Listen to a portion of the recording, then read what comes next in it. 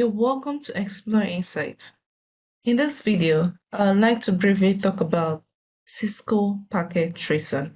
So what is it about Cisco Packet Tracer?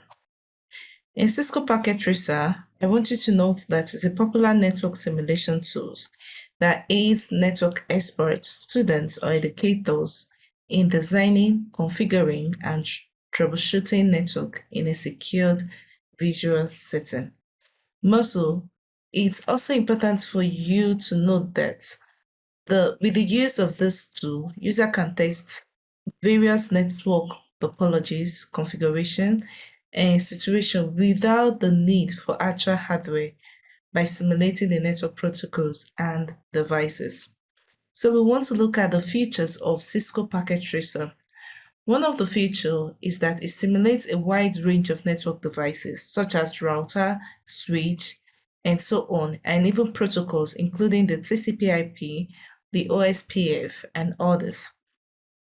Next feature we have is it offers a full range of networking tools, such as ping, debug, which aids in troubleshooting network problems and improving network performance.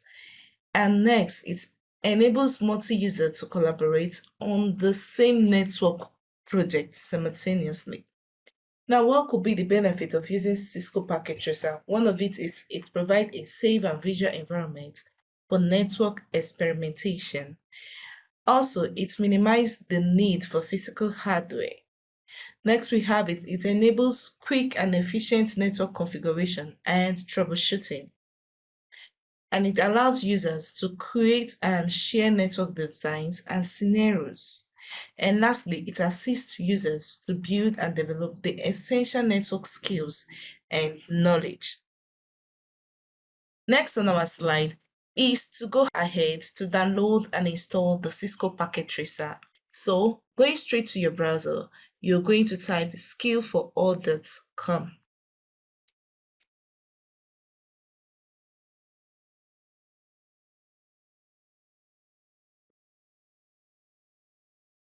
So here we are on the browser. So this is what we can find on skill4all.com.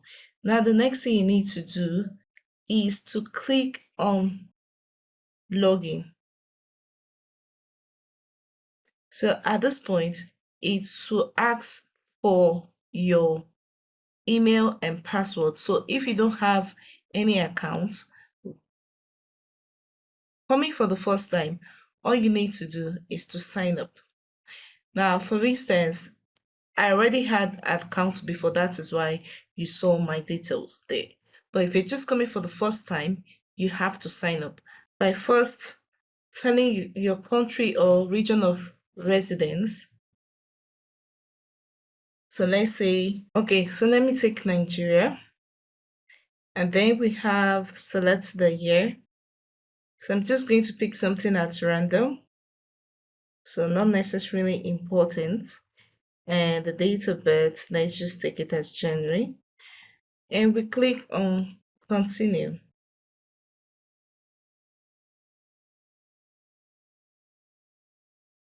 Okay, so it's saying I'm not eligible. So let's take a reasonable age.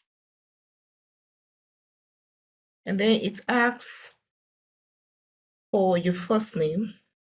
So let me say my first name is Grace, and let me say my last name is Happy. And then you input your email address and the password. So it's important for you to remember your password. So you create an account with that. So here we have the terms and conditions. So I'm just going to click the boxes here and accept. Okay, so once I'm here, I'm going to type in this search catalog, Cisco Packet Tracer. And I'm going to take this option, which is get started with Cisco Packet Tracer. So once I'm there, I'm going to click here. Or then in your own case, maybe you see it as get started and to show you the language, so you click that. I'm just going straight downward here at this point 1.0.3 where you have download Cisco Packet Tracer. So I'm just going to download this. So I'm going for English as the language. Now at this point, I'm required to choose which of the operating system. So I'll go for Windows. Although the file is not a heavy one, so it takes a few minutes to download. So after the download of the packet tracer, which is about 233 MB, we're going to go ahead to install it. So at this point, it's asking, do you want to allow this app to make changes to your device? You can say yes, and furthermore, you go ahead to accept the agreement. So I'm specifying the drive. Am I going to create a desktop shortcut to show? So at this point, we finish the installation. Yeah, so what I want to do, multi-user. Yeah. So at this point, it's going to ask you if you want to allow access. You can click both for both the private and the public network and say allow access. Now remember at this part, we went in with a skill for order to come. So we're going to click here, and definitely it's going to ask us for our login details. So I successfully logged in with my details. And then this is the Cisco Packet Tracer environment. Okay, so next on the slide, I'm to talk about the environment. Once you open your Cisco Packet Tracer, you're going to see something all like this. So not to bug you with so many explanation, I'm just going to show you some key important things. Starting with the network devices, then followed by the end devices, the component, the connections, miscellaneous, multi-users, which we can probably see in the category and subcategory. So let's vividly look at what we have in the environment. Okay, so we have the menu bar. This is for our peak. This is when we want to inspect our connection, and to delete will come here. If we actually want to resize, we are going to take this tool, and for this place to add a note like a text to your connections or your devices, and this is to draw lines or rectangle or circle or eclipse or whatever shape you want to draw. These tools will be available for that. And then in this part, we have our PDU, which is used to add data to test our connectivity. It's either you go for the simple PDU or the complex PDU. And we already know this part. Just to undo or to redo. This is to zoom in, to zoom out, or to zoom reset. And this tells us about our files and all that. So in Packet Tracer, we actually have the important part, which is the category, which we can see here, and then the subcategory, which you can see here. So starting with the network devices, once you click, you'll be able to see the names, or you use the shortcut. So if we want to get the network devices, we are going to use the keyboard of Ctrl-Alt-R. Now for the network devices, we are going to see the subcategories. In this case, we have the routers, the switches, the hubs, the wireless devices, the security, the WAN emulation. And if you go ahead to click the switches, it will actually tell you to select the available device. So in this case, we have 2960 PT switch and others. So just in case, maybe in this video I say, oh, let's pick a 2960 switch, you just not talking about this. And further, we'll move over to the end devices. For the end devices, you can use your keyboard to be fast by taking the Ctrl-Alt-V. Now, in this end devices, this is where we'll be seeing each subcategory as end devices, the homes, the smart city, the industrial, and also the power grid. So in this first end devices, we are going to see the PC, the laptop, the servers, the network controller, the printer, the IP phone, and others. And then we move over to components. In this component, you'll see more of the boards. We can use the MCU board, the SBC board, and we can actually see the attractors and also the sensors. We can all see all this on the components. And then the other important part in networking is the connections. And with your keyboard, you can get that with Control Alt O. Just in case you want to understand more about this tells us about the console cable, the copper straight through cable, the crossover cable, and many more. The fiber, the quasar, the serial DCE, the serial DTE, and many more. Just in case you don't know the connection to use, you can actually take this, which will automatically connect your devices. So this is briefly what I want to say about this environment. And for our miscellaneous, you can see, and for this case, we have the multi-user connection. Okay, so as we go on in this course, I'll be taking you through more of the interesting things you can do on Packet Tracer. And also, you can actually look at this part where we have the logical view and the physical view. So most times, our network connection will be done on the logical view. But if you want to have a realistic view about your connection, so you can actually go through this physical view. And for this part, it is actually our workspace. So for instance, if you want to do any connection, let's say I want to connect two PCs, I have to do that on the workspace.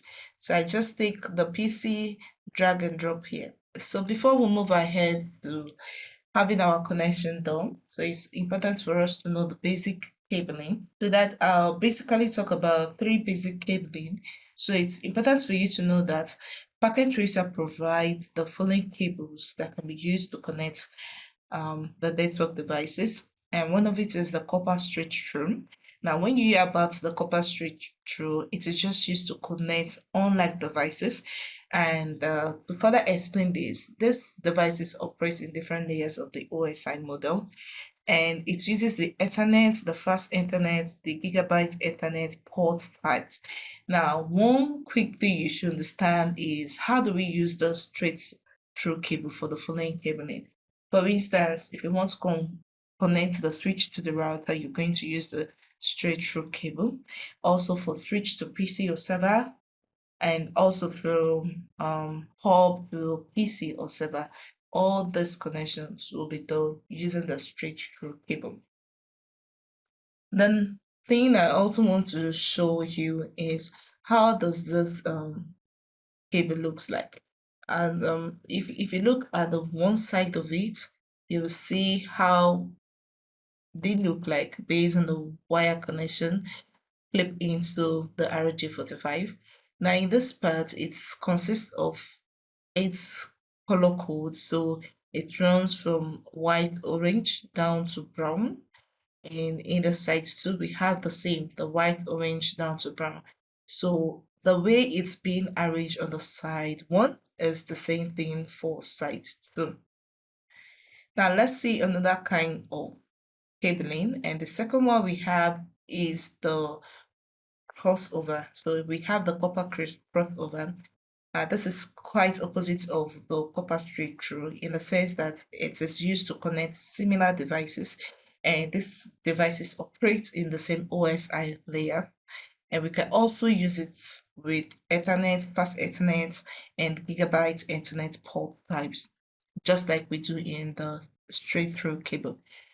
One important thing is now, where do we use this crossover cable in real life scenario? Like if you want to connect your switch, or your router to router, or your PC to PC, or peradventure you want to connect hub to hub, you're going to use the copper straight over cable. Now, look at this diagram for the copper um, crossover cable. So the side one, that is the one end of it, is quite different from the other end of it, in the sense that where you have the white orange, which is here, you're going to have white green, and this part where you have orange, you're going to have green. So if you go through this color code, you see that it's quite different. The one end of this is quite different from the other end of this. However, from your color code from number 4 to 8, it's almost, yeah, 4 and 5 are arranged the same, but 6 is different. As you can see, green. In this part, we have orange. You can even see it's right on the wire assembled here. And another one we have is the white brown. It's the same white brown here. And then the last one here, which is brown, is actually brown here. So this is how you clip your connector head when it comes to doing this kind of connection for your RJ45. So another one I want us to talk about is the console cable. This cable is used to view the network devices console from a PC. So one end of the cable connects to the console port of a network device, while the other one connects to the RS232 port on a PC or a laptop. Now, a good example is from PC to switch. And also, let's take a look at this cable where we have the RJ45 and then the RS232, which goes here. Although currently, we cannot just have some of this access to maybe a laptop or PC. So we have to connect that other kind of port. Okay, so quickly, we want to also look at how we can configure a PC to switch connection. Now, take a typical look at this. So in this case, we have two PCs and one switch. Just like I said in the previous slides, where we have different devices, we're going to use the copper switch through, which is what we can see here. However, if this PC wants to connect to this PC, we are going to use the copper crossover. Okay, so let's quickly look at how we can configure this using our packet tracer. And also, I'll also want us to try the second one, which is to configure a PC to PC connection. So this is the diagram for the PC to PC connection. So we want to connect this PC to this PC. So you can see that in this case, we are using the copper crossover cable, and we are actually putting the name of the device and also the IP address in order for them to ping. Okay, so let's quickly go to our packet tracer to actually implement what we have here on the slide. So I'm back here. So if I want to delete this, I just drag and delete. So do you want to delete these items? Yes. And once I'm done, I go back to my select tool. Okay, so the first one we had in the PPT I showed you is to take two pieces and one switch. So I'm taking the two pieces from the end devices, and then I'll take the switch from the network device. Now the switch, I'm going to take the 2960. And talking about how we're going to connect this, I'm going to go to the connections, and since they are different devices, I'm going to take the copper straight through. So I'll connect from here, and when I want to connect from here, I'll take the fast internet 0, and if I click here, I'll take fast internet 0 of 1. So the same thing, if I want to connect from the switch to the other PC, so I'll take from here, which I'm going to use the fast internet 0/2 because the other port took the 0/1, and yeah, I'm going to take fast internet 0. So this is how we take the connections for this. Also, just in case you're confused about this, connection or what kind of cable you take. So let's delete it. Let's delete this and this. You don't have to feel confused. You can actually go with your automatic connection. So in this case, I'm going with the automatic.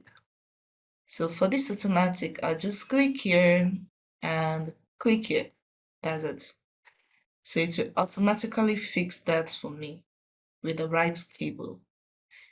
I'll take here, fix it here. So that's, boom, that's done. So just peradventure you forget the rule on when to use the copper straight through or the copper cross-over cable, just go ahead and use the automatic connection. Okay, so I've been able to teach you with this connection, knowing the right cable or just going through this automatic route.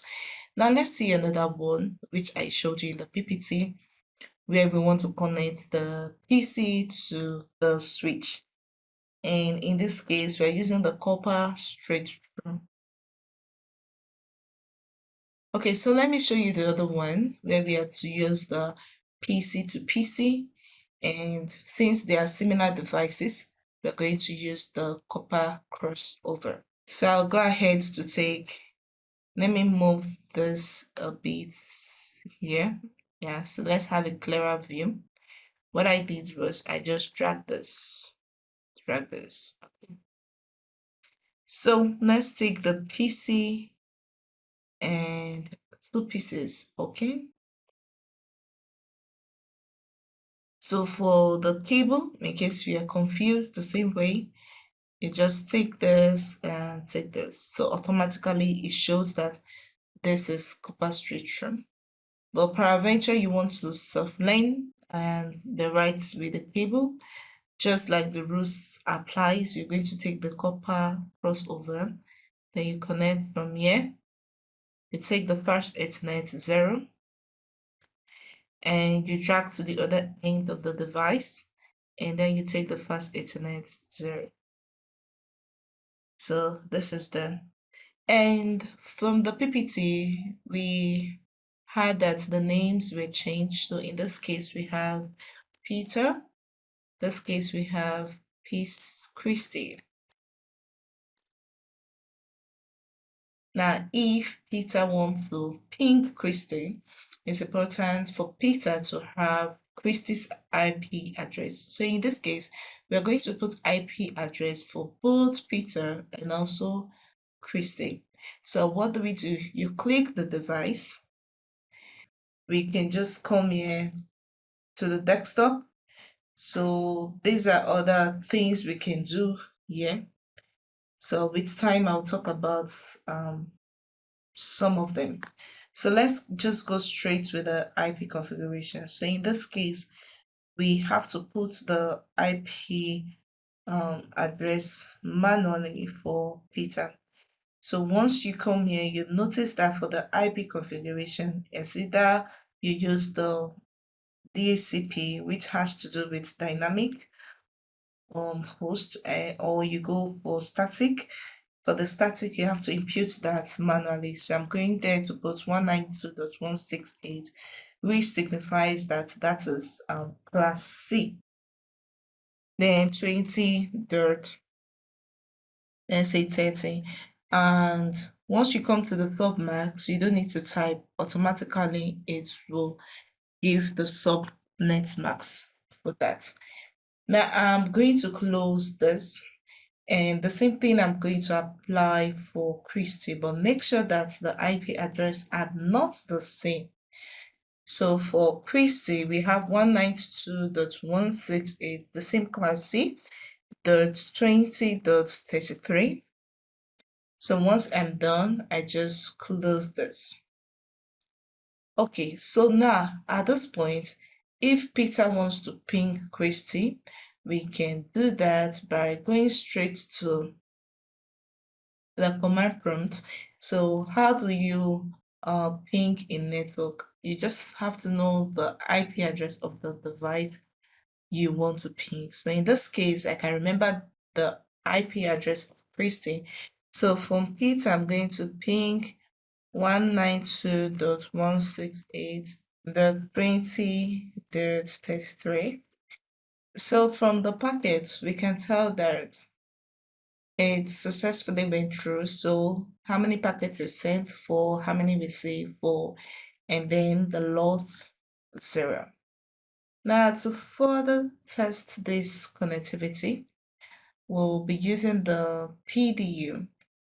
So this is how we'll go about the PDU. I'll click on Add Simple PDU, which is the packet data unit from PTAM, and click to the other end, which is Christy.